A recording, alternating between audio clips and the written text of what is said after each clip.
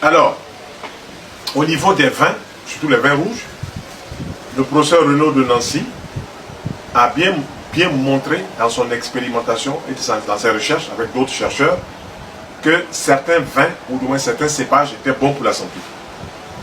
Mais il dit ceci, qu'à chaque repas, on ne prend qu'un seul verre. Pas 2 verres, pas 3 verres, un seul verre. C'est largement suffisant. De préférence, le soir. On peut prendre à midi, c'est vrai, mais de préférence le soir, parce que le pouvoir du foie est beaucoup plus grand qu'à midi. Ça, c'est un problème de circulation d'énergie dans le corps. Donc, il a donné des noms de vins.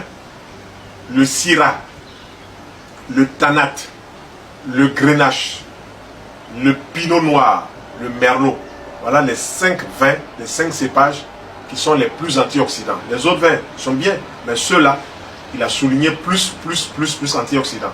Si on dit antioxydant, c'est que ça ferait un vieillissement cellulaire.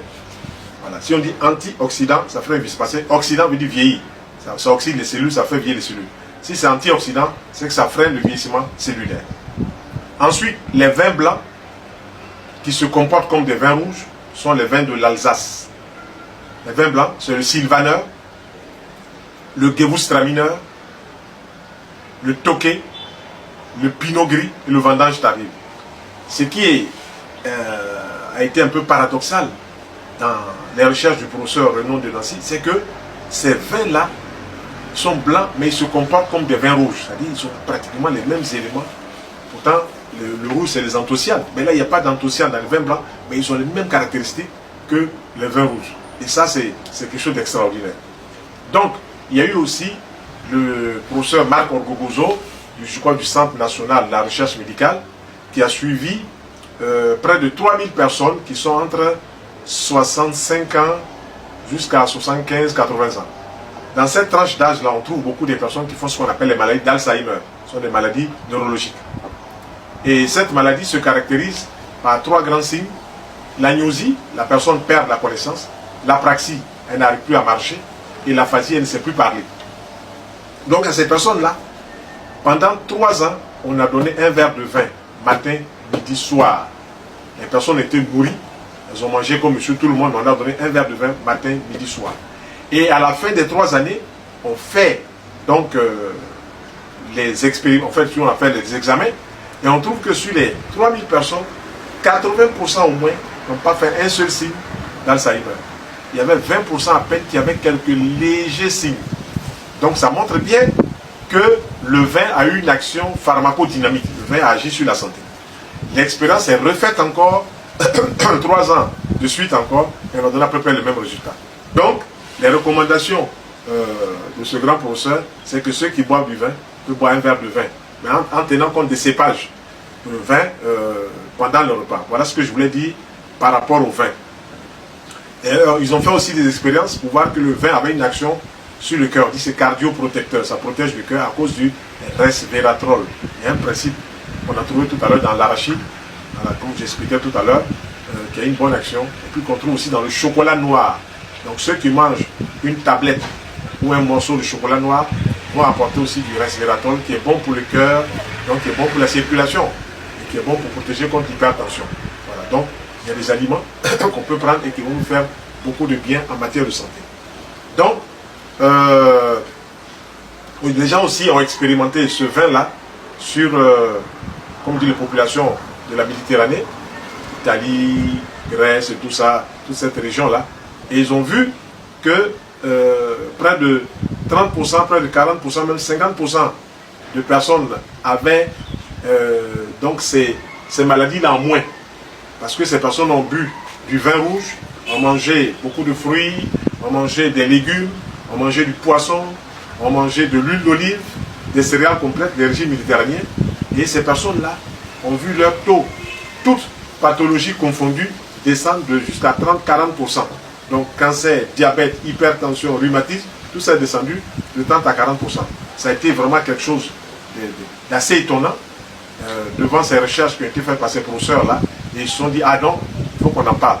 Mais vous savez, il y a la convivialité, le repas et tout ça, et puis il y a l'aspect scientifique, et puis il y a comment faire passer ça dans le public. Voilà, si vous dites à quelqu'un que le vin soigne, la personne ne comprend pas du tout.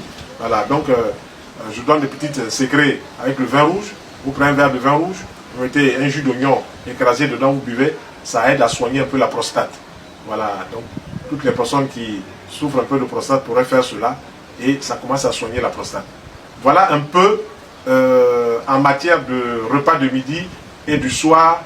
Il faut privilégier beaucoup les légumes cuits le soir dans les repas cuits et il faut réduire les viandes les préférées à midi. Il faut manger du poisson ou des œufs ou du fromage ou même des protéines végétales comme le soja ou bien comme les haricots rouges. Les haricots rouges doivent être toujours accompagnés des légumes. Alors si on mange par exemple des haricots rouges avec du riz, c'est bien, mais lorsqu'on a des haricots rouges comme ça, il faut que le riz soit comme ça. La loi des proportions. Lorsqu'on a des haricots rouges comme ça, il faut que le riz soit comme ça. Et lorsqu'on a du riz comme ça, il faut que les haricots rouges soient comme ça. Voilà, toute petite quantité, puis beaucoup de légumes dessus. La digestion se fait mieux, on a moins de gaz, moins de putréfaction.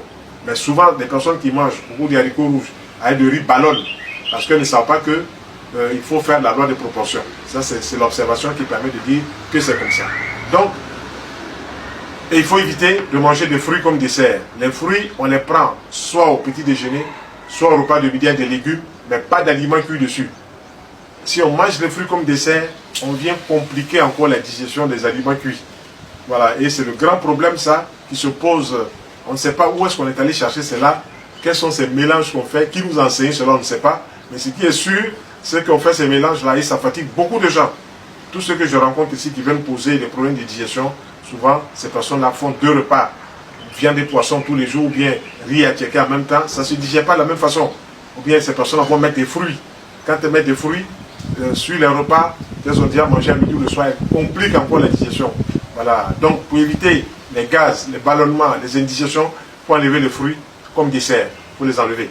Il faut enlever les mélanges viande et poisson qu'on fait pratiquement tous les jours. Ou bien la personne mange la viande, mais mange du riz, mange un peu d'attiéké. Ou bien par ses habitudes, elle va manger du foutou, et puis elle va manger de l'attiéké, ou bien du riz. C'est bien, ou bien 2 ou 3 petites sauces. Sa femme veut lui faire plaisir, mais sa femme ne l'arrange pas sur le plan digestif, et parce que là aussi, on commence à creuser sa tombe avec ses dents. Voilà, donc il faut faire en sorte que ces choses-là nous arrangent plutôt que nous dérangent. Voilà, donc voilà un peu en gros ce que je voudrais qu'on saisisse de l'alimentation et qu'on comprenne pourquoi est-ce qu'il faut manger comme ça.